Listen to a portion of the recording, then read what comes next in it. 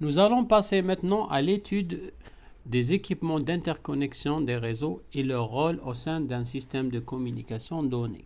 Nous allons voir plusieurs équipements. Donc, parmi ces équipements, on va voir ce que c'est qu'un répéteur, un concentrateur ou un hub, un pont ou un bridge, les commutateurs, un switch, un routeur, un pare-feu ou firewall, des passerelles applicatives et ainsi de suite. Voilà. Et donc, nous avons vu précédemment que les équipements réseau en matière de couches du modèle OSI, ils n'ont pas tous le même nombre de couches. Par exemple, les équipements de communication, par exemple, ils en ont 7. Donc, ils ont toutes les couches du modèle OSI. Par contre, un routeur, par exemple, puisqu'il ne fait que router des messages, il n'a que 3. Physique, liaison de données et réseau. Un autre, comme le switch qu'on verra par la suite, il n'en a que 2. Physique, liaison de données, et ainsi de suite. Pourquoi je vous ai présenté cette figure? C'est pour vous dire que les équipements qu'on va voir par la suite, chacun fonctionne au niveau d'une couche quelconque du modèle OSI. Et on a ceux qui fonctionnent au niveau de la couche physique uniquement, comme le concentrateur et le répéteur. Ceux qui fonctionnent au niveau de la couche liaison de données 2, comme le commutateur et le pont. Couche 3, comme le pare-feu et le routeur. Et puis nous avons celui qui fonctionne au niveau de toutes les couches, qui est la passerelle applicative. Donc on va essayer de développer et de détailler le fonctionnement de chacun. Comme ça, quand vous aurez à voir un schéma réseau très large, vous allez facilement comprendre la signification de chaque équipement d'interconnexion, bien évidemment. Nous allons commencer par le premier équipement qui est le répéteur. D'accord. Un répéteur, déjà il s'appelle répéteur. Il fait que répéter. Répéter quoi? Répéter un signal. Vous savez, quand vous avez deux réseaux, un qui se trouve au deuxième étage et un autre qui se trouve au premier étage, il se peut que la distance est très grande au point où le signal sera affaibli. L'amplitude sera affaiblie, donc le message n'arrive pas correctement entre le réseau qui se trouve au premier étage et le réseau qui se trouve au deuxième étage. Du coup, on va mettre aux extrémités des équipements qu'on appelle des répéteurs, qui répètent les signaux, qui régénèrent les signaux. Donc un répéteur, c'est quoi? Quand la distance est plus grande entre deux équipements, on met un répéteur au milieu pour régénérer le signal, parce que plus vous avez une distance grande, plus le signal sera affaibli. Du coup, on met au milieu l'équipement répéteur qui permet d'élargir la distance entre deux équipements sans qu'il y ait perte de données, sans que le signal ne perde sa signification réelle. Normalement, vous avez déjà vu ça dans le module traitement ou théorie de signal. Voilà. Donc un répéteur, c'est un régénérateur de signal, c'est un amplificateur. Donc il ne fait rien du tout, il fait que recevoir, amplifier et envoyer des signaux. Il n'y a pas de configuration à faire. Il permet donc d'augmenter la distance entre les deux équipements différents. Et puis, il peut y avoir un répéteur qui a d'un côté câble électrique, de l'autre côté Wi-Fi. Par exemple, ça fait la transformation du type de signal, d'un signal sous forme d'onde électromagnétique vers un signal sous forme de câble électrique ou d'impulsion électrique en général. Donc ça, c'est un répéteur, donc il fait que répéter un signal. D'accord. Le deuxième équipement à voir, c'est le hub ou bien le concentrateur. On l'appelle aussi répétiteur. Pourquoi? Parce que c'est un répéteur qui a plusieurs entrées. Il a le même rôle qu'un répéteur, mais au lieu d'avoir deux côtés, il en a plusieurs. D'accord? Il fait quoi ce répéteur? Il transfère toutes les informations d'entrée sur toutes les sorties. Par exemple, quand la machine 1 veut contacter le robot, le bras robotique RB1, donc le message, il rentre de ce côté-là, il sort de tous les côtés. Donc il répète le signal partout, comme si il a un bus à l'intérieur. Vous vous rappelez la topologie en bus? Dans une topologie en bus, ça fonctionne en mode diffusion. Donc quand quelqu'un envoie, c'est tout le monde qui reçoit l'information. D'accord? Donc un hub, c'est un répétiteur, ça veut dire qu'il répète une entrée vers toutes les sorties. Bon, à part, bien sûr, il ne va pas envoyer le signal d'où est-ce qu'il a été envoyé. Donc, il rentre PC1, il sort partout, PC2, PC3, PC4, PC5, PC6, PC7 et RB1, alors que PC1, il voulait parler uniquement avec le robot, mais tout le monde a reçu l'information. C'est le fonctionnement du hub. Ça veut dire quoi? Ça veut dire que le canal de communication, il est partagé. C'est le mode diffusion. D'accord? On ne peut pas avoir plusieurs communications en même temps. Donc le hub, il n'a aucune mémoire à l'intérieur. Il reçoit d'un côté, il envoie sur tous les côtés à la sortie. D'accord? Si jamais, par exemple, le PC6 envoie à PC2, pareil, le message, il rentre, il sort de tous les côtés. Même PC2, quand il répond, ça rentre et ça sort de tous les côtés. C'est pour dire que tout le monde va entendre la communication, même si les machines ne sont pas concernées par cet envoi d'informations. Voilà. Si jamais deux messages sont envoyés en même temps, il va y avoir ce qu'on appelle une collision. Collision de deux messages. Voilà. Deux envois, collision. C'est pour cela que quand PC1 parle, c'est tout le monde qui reçoit. Et si jamais deux envoient en même temps, vous avez collision, donc les messages seront perdus. D'accord? Pourquoi? Parce que le support de communication est partagé. Donc nous avons deux caractéristiques. Quand une machine envoie à une machine, tout le monde va recevoir. Si jamais deux paquets sont envoyés en même temps, vous avez une collision. Pourquoi? Parce que le canal de communication est partagé. Et là, c'est ce qu'on appelle c'est ce qu'on appelle un domaine de collision. C'est un domaine de collision. Pourquoi? Parce que il y a des collisions dans le réseau si jamais vous avez plusieurs envois d'informations. Donc il n'y a aucune adresse utilisée, ni adresse MAC, ni adresse IP, ni port. Pourquoi? Parce que le fait de recevoir et d'envoyer sur tous les côtés, on n'a pas besoin d'avoir un système d'adressage. Et cet espace-là dans lequel il peut y avoir une collision, on l'appelle un domaine de collision. Et c'est le hub qui est au milieu. Dorénavant, le domaine de collision, on va le représenter sous forme d'un cercle en bleu parce qu'il va y avoir d'autres domaines à développer par la suite. D'accord? Ce qu'il faut savoir aussi, que le domaine de collision fonctionne en mode half duplex, comme on avait dit précédemment. D'accord?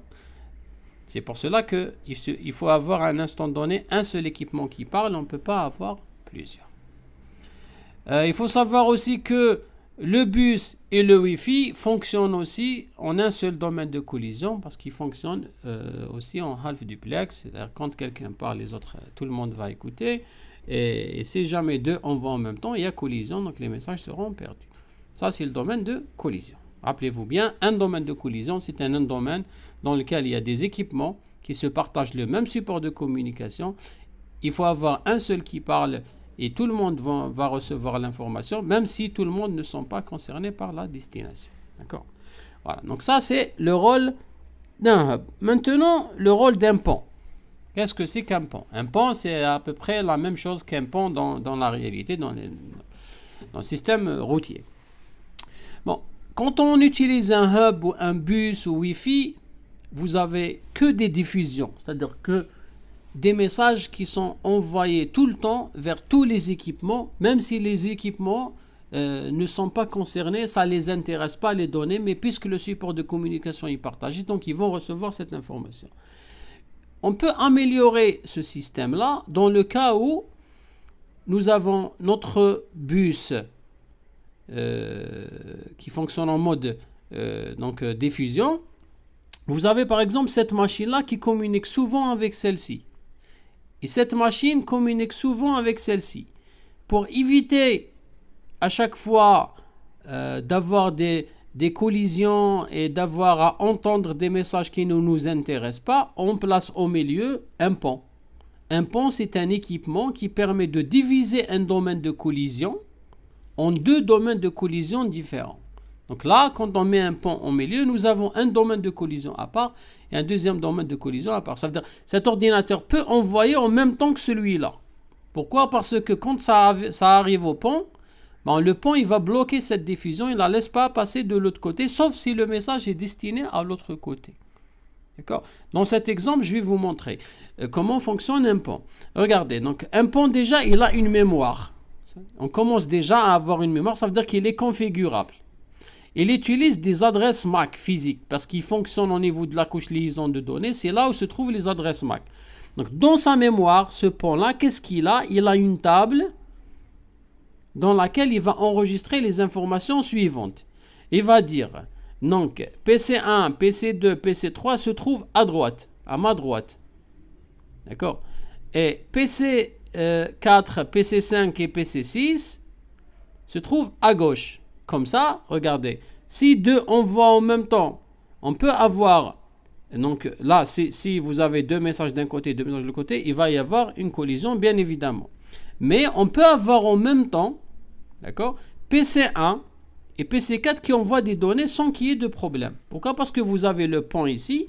Si la machine de destination se trouve à droite, par exemple PC1 veut parler avec PC3, donc l'information bien sûr elle va dans tous les côtés, mais quand elle arrive au pont, le pont il va dire que PC3 il se trouve toujours à ma droite, donc pourquoi je vais donner le message à gauche? Je ne vais pas le laisser passer à gauche.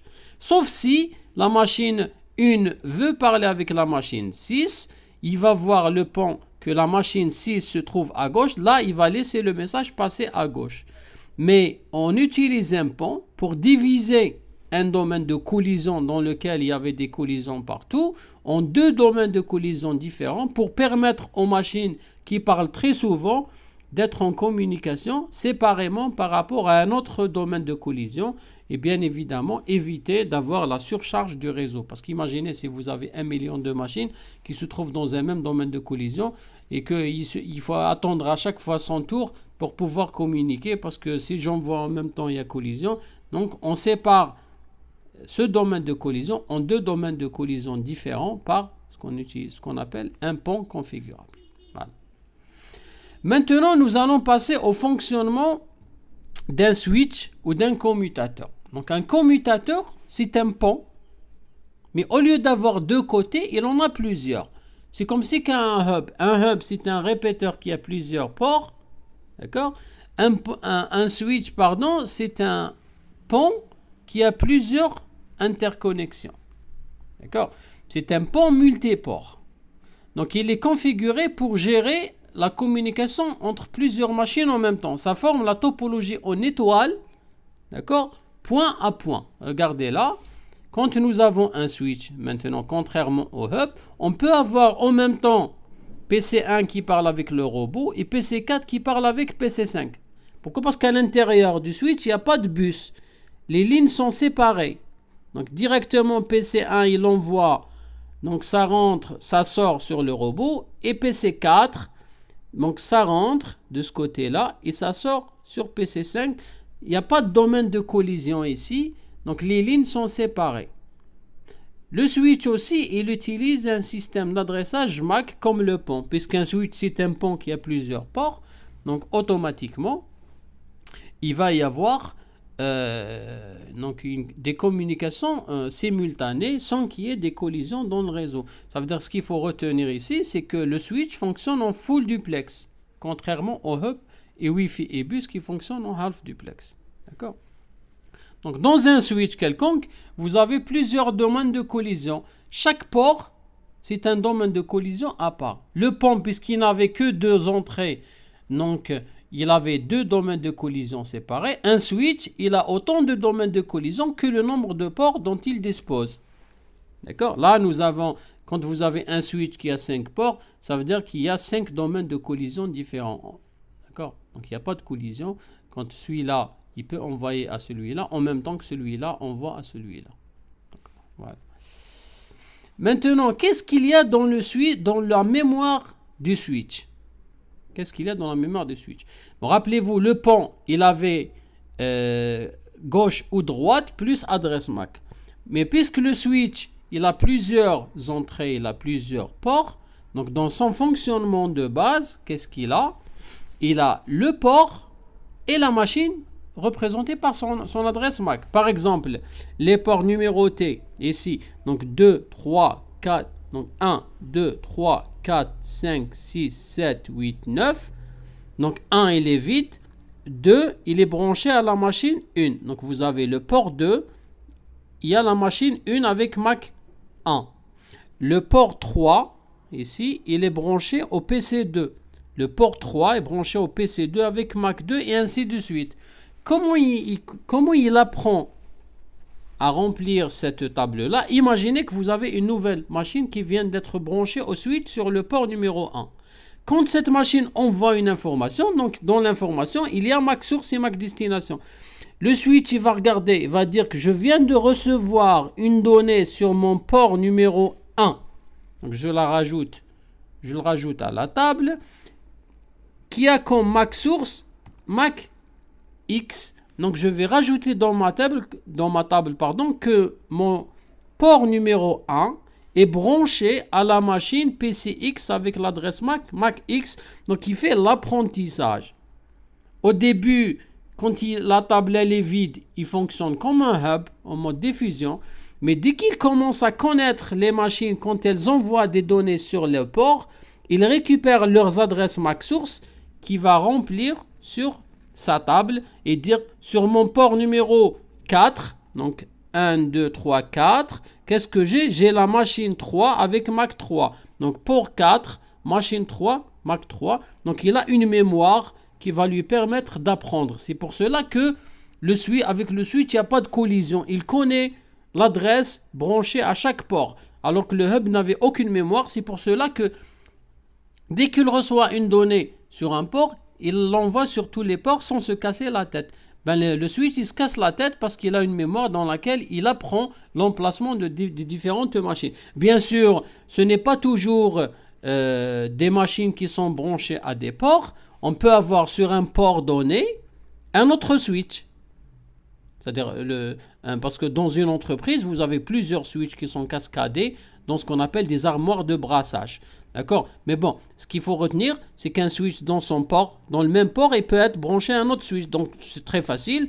Dans ce port-là, qui est le port 2 par exemple, port numéro 2, il a MAC 1, MAC 2, MAC 3. Quand on voit que sur un même port, nous avons plusieurs machines, donc on va dire, oh d'accord, c'est clair. Donc ce port-là, il n'est pas branché directement à une machine, mais il est branché à un autre switch, au commutateur, qui branche des machines. C'est pour cela que sur 2, vous avez 1, 2 et 3. Ça veut dire que sur 2, vous avez un autre switch qui permet de brancher 1, 2 et 3. Et l'autre switch, il a sa propre table, celui-là a sa propre table, celui-là aussi, ainsi de suite. C'est-à-dire chaque switch, dans sa mémoire, il a cette table MAC qui va lui permettre de connaître l'adresse MAC d'une machine branchée à son port donné. C'est pour cela que quand il fonctionne de manière plus propre et plus claire.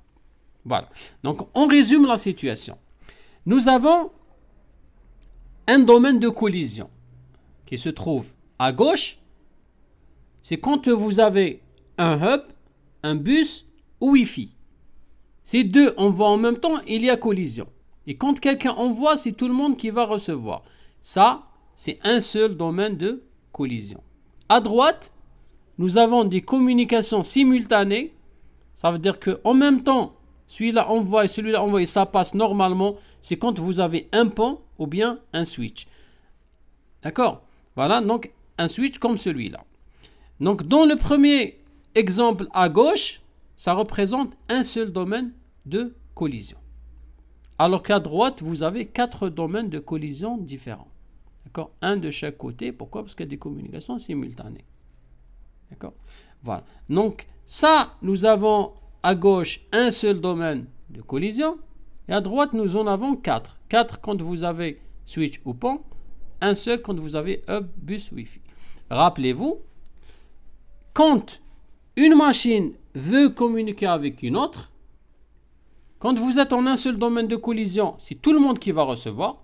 Mais quand vous êtes dans plusieurs domaines de collision, c'est uniquement la machine concernée qui va recevoir. Le paquet en rouge est destiné à cette machine. Donc, il rentre, il sort, il rentre au switch, il va à la machine sans qu'il soit visualisé par les autres machines. D'accord? Ça, c'est que une machine voulait contacter une seule machine et tout le monde a reçu. Un domaine de collision. Une machine a voulu connecter ou communiquer avec une seule autre machine, le message il rentre, il sort, c'est que vous avez plusieurs domaines de collision. Maintenant, nous allons aborder un autre concept, c'est dans le cas où une machine, elle ne veut pas connecter ou elle ne veut pas communiquer avec une seule, mais elle veut communiquer avec plusieurs. C'est ce qu'on appelle un domaine de diffusion.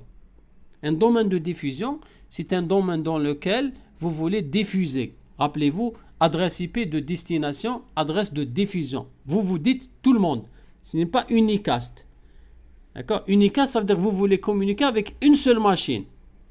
dans un domaine de collision, je voulais parler avec une seule machine, mais tout le monde a entendu ce que j'ai dit.